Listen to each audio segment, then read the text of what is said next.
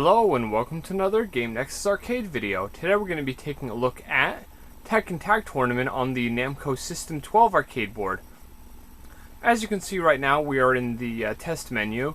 You'll see right here on the screen it says TEG3 version A3. That's the one of the USA versions of Tekken Tag Tournament.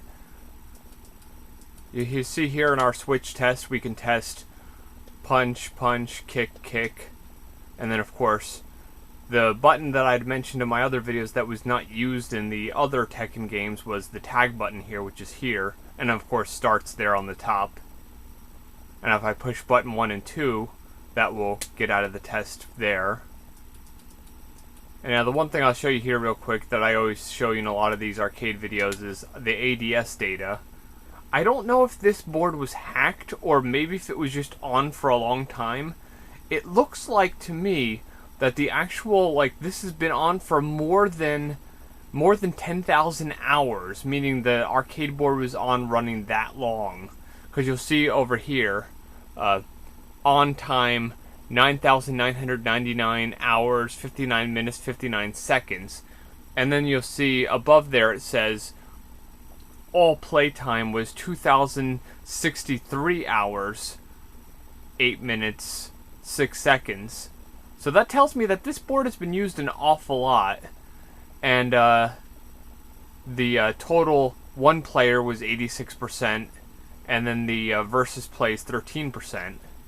Let me see, I can go to the next page with button 1. 29 free play coins were probably all me, most likely. I don't think this had any free play before I started playing it. Hit the button 1 here. And here's our percentages. This will also show in one of the menus in the game that Law was the most used, Eddie was the second used, Hwoarang was the third used, then Lei, Jin, Brian, Yoshimitsu, and so on. So, you'll see, Law was the most. And then here's your versus win data for that 13% that was versus games. And that's all for that. And then I'm going to do player 1 start to exit. And then we're going to exit out of this. You'll see the short CG intro, which actually is an option in the PS2 version, but it's also available here as something to take a look at. But first, let me just show you real quick what I have going on the desk, and then I'll have to realign this real quick.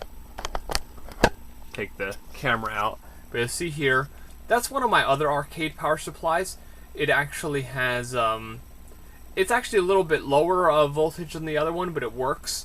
This here is the GBS 8200 video conversion board. It's currently converting the 24 Hz signal, which is not compatible with the VGA monitor, something that this monitor here can actually support. If you see all those black things there, those are actually alligator clips. I actually hooked those all up to the Neo Geo extension cable, so I can actually easily take control off of one pin and put it on another without having to retape or resolder or anything. And then you see here, this is the JVS to JAMA IO from my Sega Naomi. And then down here, I doubt you can see this at all. Let me grab a little pen light here.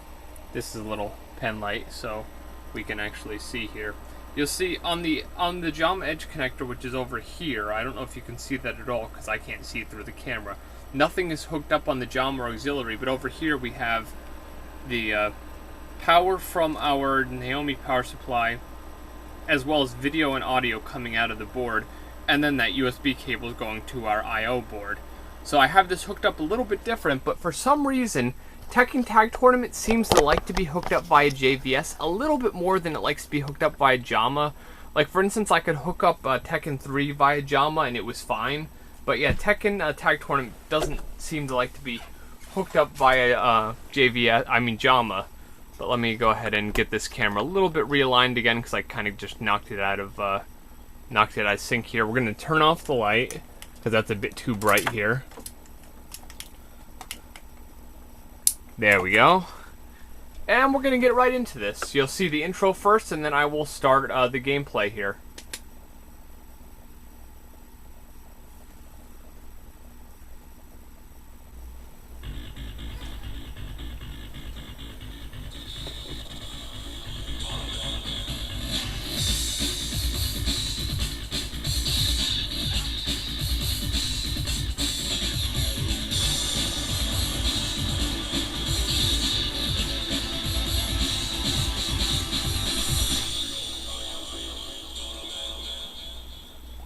Okay, and that intro actually shows a special feature in the PlayStation 2 version that you can unlock, which is kind of cool. And now you'll notice there are a ton of characters in this game if you've never played it before. I'm just going to go through them rather quickly here for people who have not played this game. And if you press alternate buttons when you select Kuma, of course you get Panda. Alternate buttons when you select Roger, you get Alex. Alternate buttons for Mokujin, you get Tekujin. Alternate buttons for Devil, you get Angel. And then for the rest of the characters, of course, alternate buttons just give you alternate costumes. And in order to get the schoolgirl costume, I believe it was exactly the same for Tekken 5. You just press start. And now for people who are familiar with the PlayStation 2 version, you'll notice that this version looks a lot like Tekken 3. And of course the reason for that is that this game actually was released on the same System 12 hardware that Tekken 3 ran on. And a lot of the assets from that game were actually reused for this. It was only released 2 years later. And another thing to know about this game, if you don't really know much about the Tekken tag and the relationship between that and the original Tekken games, this isn't canon with the rest of the story. It's kind of like one of those like dream match games where characters who have either died or have stopped fighting in the Tekken tournaments are actually available in this as a kind of an added bonus. In fact, characters who were not in Tekken 3 who actually make an appearance in here are Alex, Angel, Armor King, Baek Do-san, Bruce Irving, Devil Jin, Ganryu, Jack 2, Jun, Kazuya, Kunimitsu, Lee, Michelle Chang, Prototype Jack, Roger, and Wang. They all have improved movesets, so that's pretty cool that you get those characters back. It reminds me a little bit of the idea behind Mortal Kombat Armageddon, whereas certain characters had like stopped fighting in the Mortal Kombat tournament, but just to make it kind of like a full digest of all the characters up to that point, they just added those characters back in just so it'd be a really cool thing. And I definitely have to say, of all costumes Yoshimitsu's ever had, the costumes I'm using with him right now has to be my favorite, because I just like how he looks in this. And I probably had made mention of this in other videos with Tekken games, but this is one of the first ways I'd ever seen Yoshimitsu. And this was when I first saw him, I thought he was an alien. I didn't realize he was basically just a guy wearing some kind of like weird mask. Kind of like how I thought that King was an actual tiger and not just a man wearing a suit. And just like my initial D video, I actually turned the bass up a little bit when I was playing this, because it just gives the sound a bit of a richer sound, especially if you turn like on the higher quality options and the high definition option here on YouTube. Oh, and that's one I forgot to mention. If you press the alternate buttons when you're picking Eddie, you get Tiger. But kind of like how Nina and Anna Williams were in Tekken 3, where they're basically the same character but a different model. That's exactly how Tiger and Eddie are. I don't believe Tiger has any different moves in this game. And one thing I will definitely tell you that I noticed when I was playing this as opposed to the PS2, or of course even the upscaled Tekken HD available in Tekken Hybrid for PS3,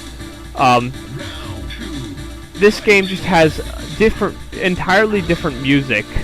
Because I'm guessing they just either remixed or just added new music for the PlayStation 2 version, which of course was released in 1999, which was actually PlayStation 2 version. For some reason, the history.dat actually has this wrong, but the PlayStation 2 version was released a year later. It was released in March of 2000 in Japan, and then around October of 2000 for America and other regions, whereas in the arcade, this was released in 1999. And as I had already mentioned more than once now, it uses the same hardware. The slightly enhanced PlayStation hardware that Tekken 3 used. So it's not like the basic board, the Namco System 11 board that Soul Edge, Tekken 1 and 2 used. It's that slightly souped up one. So if you just compare this to PlayStation Tekken 3, it looks a little bit better than that, just like Tekken 3 did in the arcade. And now it's just quiet for a minute there because I just wanted you to hear. If there's a round 1, he says round 1. If there's a round 2, he says round 2. And then of course, if there's a round 3, he does not say round 3, he just says tag battle. Whereas if I recall correctly, in the PS2 version, he actually said tag battle a lot more often. And if you're wondering the actual release date of this, it was June of 1999. And as I had mentioned in the Tekken 5 video, when you're mapping out the buttons on my I.O. board, I have the Sega JAMA to JVS board. Buttons 1 and 2 for JAMA are actually set to your right and left punch. Button 3 is for your tag, whereas in Tekken 3, 4, and 5 it's used for nothing. And then button, let me see, button 4 is used for one of your kicks.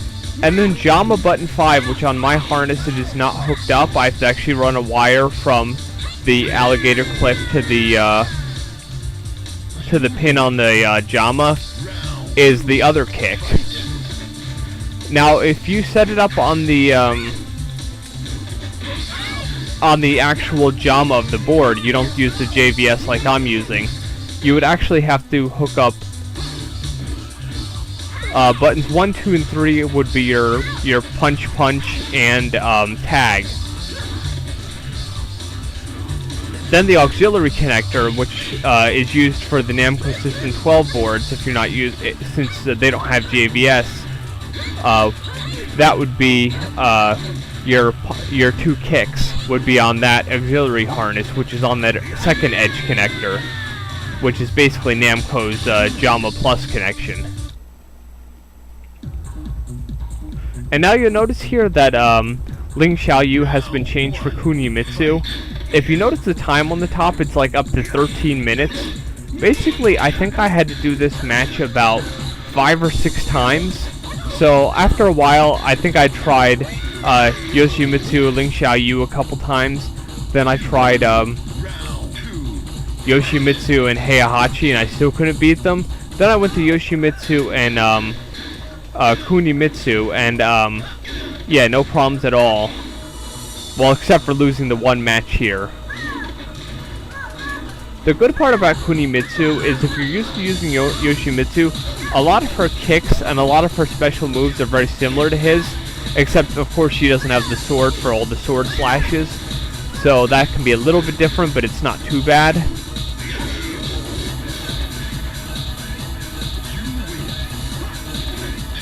And now, just like Heihachi and Yoshimitsu would do, if you have Yoshimitsu and Kunimitsu, they kind of do their own thing in the ending, whereas with Ling Xiaoyu and Yoshimitsu, they kind of pose together. It reminds me a little bit of Dead or Alive 2 when you got the tag intros and the tag endings. If the certain characters had special tag intro in the beginning, meaning when they first posed there, they would do something special. And then if they the same thing with the ending, if they had something special, they would both do either the same thing or they would do their own thing. This is the same way. Like for instance, with Heihachi and Yoshimitsu, you'll see them both sitting on the ground as if they're meditating. Whereas you'll see here, Yoshimitsu and Kunimitsu do their own thing. And as I mentioned earlier, Jack 2 here was a return who had not been in Tekken 3, if you remember what characters I had shown there. And now that Tekken HD I was mentioning, if you're completely unfamiliar, it was a disc that was exclusive to PlayStation 3 called Tekken Hybrid. It included Tekken Tag Tournament HD, which is basically the PS2 game but greatly upscaled, and I can honestly tell you it looks great.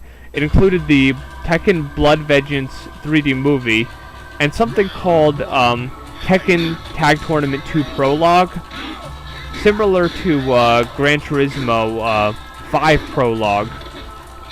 It basically was just kind of a demo to hold you over until you were able to get Tekken Tag Tournament 2.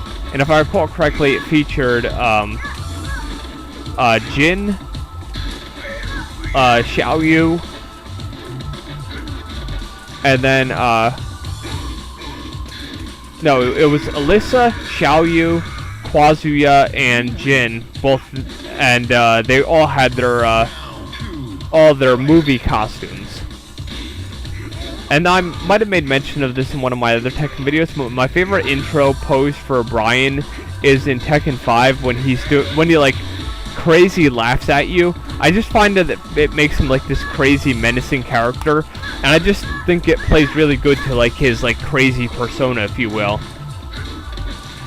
And what you see Heihachi using is his alternate costume, whereas his regular costume would just be him wearing the Heihachi pants with the no shirt on. And Brian also has a costume in this where he has hair as well, but this one he doesn't have that. And now this is the last match with Unknown, who is actually playable in the PlayStation 2 and Tekken HD versions, but she's not playable in the arcade version. And of course, when you play her in the PS2 version, you get a special CG ending movie, which is pretty cool. And now this is the song that changed the most. In the PlayStation 2 version, it actually has chanting in this part, whereas in this version, it's kind of like an instrumental song instead. And I was honestly surprised that this was my first time facing Unknown in here. And since getting this arcade board, this is the first time I've beat Unknown on my first try.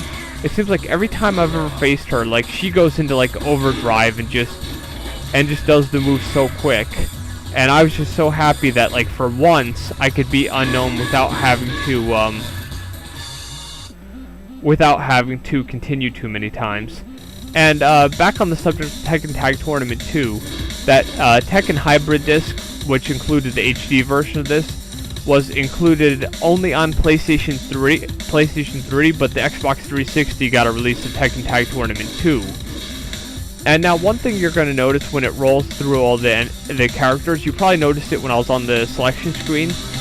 In Tekken 3, the character known as True Ogre just showed up as Ogre, but in this game, it shows it up as the True Ogre name. So I thought that was a pretty cool thing. And you'll notice Anna Williams actually is her own character in this. She's selectable from her own character slot, and she has a lot different moves than Nina does. Whereas in, of course, Tekken 3, she just had only her own moves. So it's kind of cool they fleshed her character out for this game.